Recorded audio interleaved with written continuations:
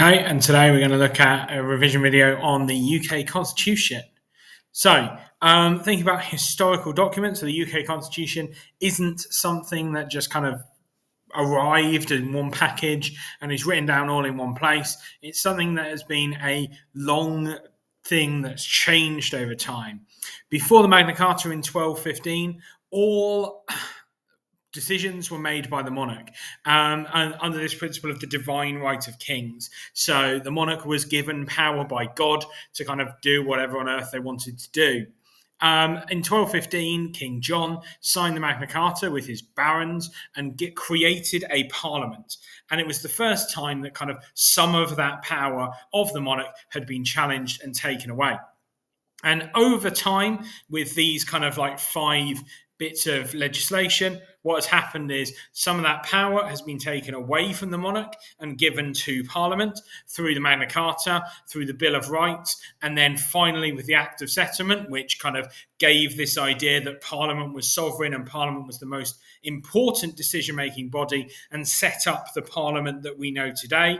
And then through the Parliament Acts in 1911 and 1949, you had these 2 chambers, and increasingly more of that power went from the House of Lords to the House of Commons as the democratically elected, democratically legitimate chamber. So through the Magna Carta and the Bill of Rights and the Act of Settlement, power went from the king to Parliament, and then through the Parliament Acts, power went from the House of Lords more to the House of Commons, so that today, originally you had the king as the most important, kind of the least democratic, most authoritarian figure in the UK Constitution, to today, where you definitely have the most power centred around the House of Commons, the democratically elected and democratically legitimate aspect of Parliament.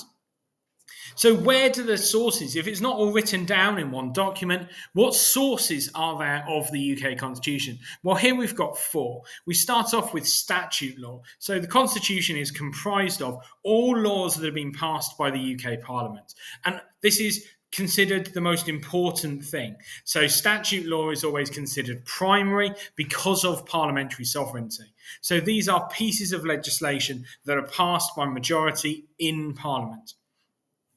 In addition to these, you also have what's called common law, which are judicial decisions that are made and precedents that are based on things that have been made over time. And what this does is it enables change over time and ensure consistency of application. So if a new thing comes up, a new problem comes up, you can have common law basis to mean that there doesn't necessarily have to be a parliamentary act to deal with that explicitly. Further to that, you have conventions, which obviously enshrine predominantly how Parliament is run and how things work. They're not legally enforceable, and they're overridden by statute law and by common law. And you also have works of authority, which kind of bind together all of these conventions into books and help us to analyse and interpret the UK Constitution and what it looks like. So, what are the principles that underpin the UK Constitution? Well, again, here we've got 4. Firstly, and most importantly, since the Settlement Act, you've got parliamentary sovereignty. Parliamentary sovereignty describes that Parliament is the highest legal authority and can make and unmake any law. So a majority of MPs sitting in Parliament can basically vote on whatever they choose to. The rule of law, however, means that is a really important principle, which means that the law that is passed applies equally to everyone within society. So an MP, the Prime Minister, the King are all equally applicable to equally under the rule of the law. And what that does is it prevents arbitrary exercise of government power.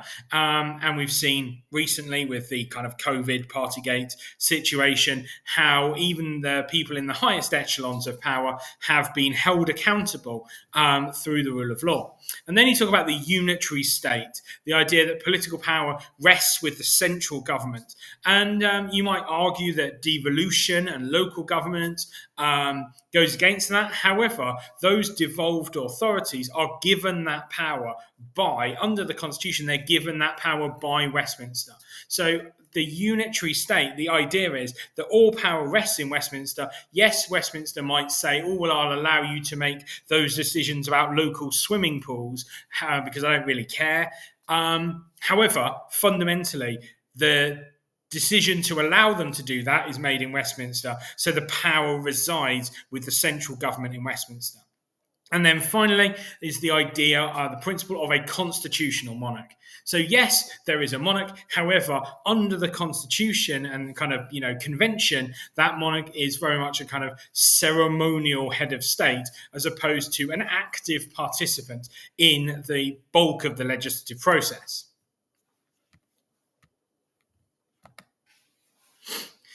And what are three features of the UK Constitution? Well, it's uncodified, so it's not written down in a single document, and that enables the Constitution to evolve and be flexible and shift with societal values. It's unentrenched, which means it can be amended and changed relatively easily, which means that it is able to be pragmatic and straightforward.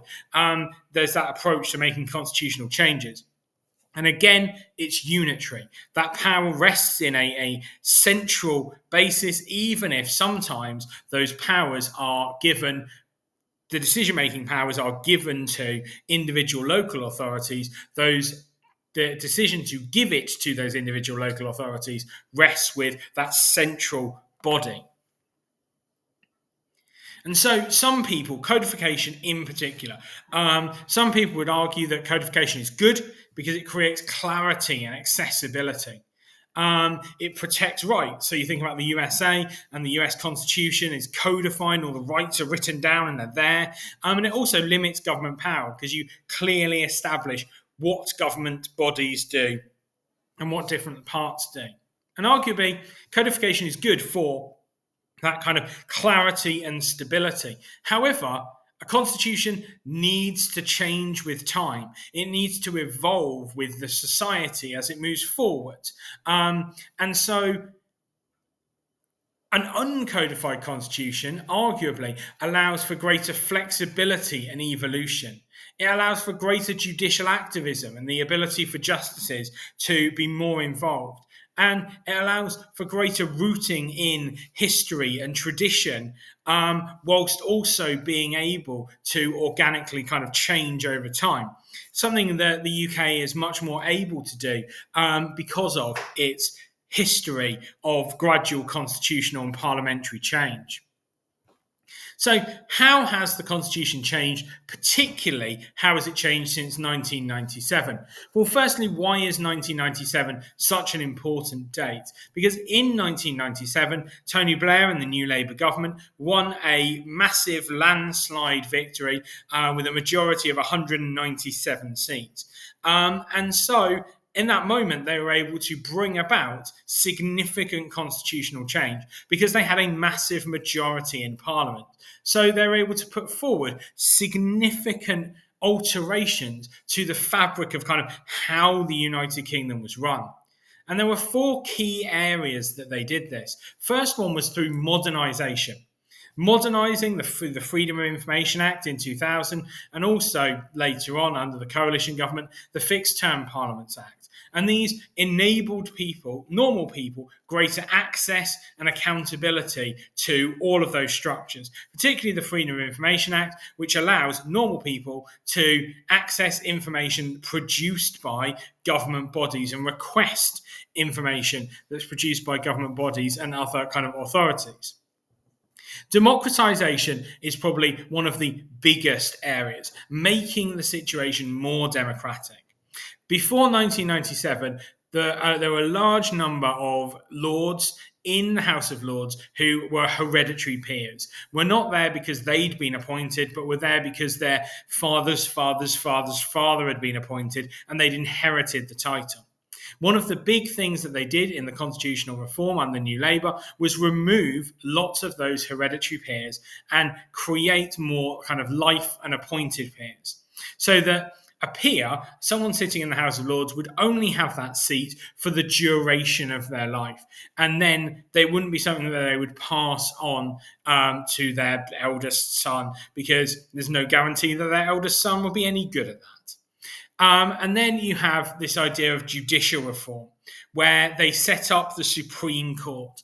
And this was designed in 2004 and then took 5 years to kind of come to fruition in 2009. But again, a body to create more democratic accountability and bring about something that was significantly more independent, that could hold the government to account. Another really, really significant change under Blair in the 1997 New Labour was decentralisation, and particularly this process of devolution that kind of shot through from 1998 with the creation of parliaments in Cardiff, in Belfast, and in Edinburgh. And that decentralisation was really, really important in taking some of those kind of unitary powers from Westminster and enabling different areas, yes, outside in the regional kind of authorities, but also creating regional and city mayors within England to be able to govern themselves. That idea that, Scottish education is best decided in Scotland and separate is a really important one that was really instituted by the devolution that occurred in 1998. And then, finally, development of rights and the enshrining of the Human Rights Act into UK law in 1998. Now, rights and the idea of individual rights was something that the UK government had signed up to in the European Convention of Human Rights before 1998, but was never something that had been brought in and enacted into law. And so it wasn't something that was within the context of our domestic legislation. And by bringing it into and in creating the Human Rights Act, Blair and the New Labour government were really putting this front and centre and fundamentally changing the nature of the Constitution that we saw at the time. And so, moving on with those rights, how does the Constitution work to uphold individual rights? Well, firstly and foremost, you've got the Human Rights Act. And the Human Rights Act in 1998 incorporated that European Convention on Human Rights that the UK had already signed up to into UK law. It obliged public authorities and companies and everybody to act within these, and empowered courts in Europe and in the UK to remedy for violations on these rights. So really it was holding everyone to account for these most fundamental and basic things. The second is about common law and judicial review. This tradition of the judiciary protecting individual rights is really, really important, and it ensures that government's actions are consistent with legal principles and respect citizens' rights. And at the moment, this is the purview of the Supreme Court. And if you think about the recent discussions around Rwanda and all of the decisions around that, and whether that is in kind of within the context of human rights, that is a really, really important basis for upholding individual rights. And then finally, parliamentary scrutiny and legislation. We don't have a single constitution, so Parliament plays a really important role in protecting rights through legislation. The idea of there being within Parliament, within the House of Commons, two aspects in the government and the opposition, and people debating with one another, and then within Parliament more widely, there being two bodies with the House of Lords that have a scrutiny role, means that legislation that comes through in Acts of Parliament needs to make sure that it upholds democratic principles and human rights standards. So this kind of should give an overview of the UK Constitution, how it works in principle, and also the fundamental parts of it.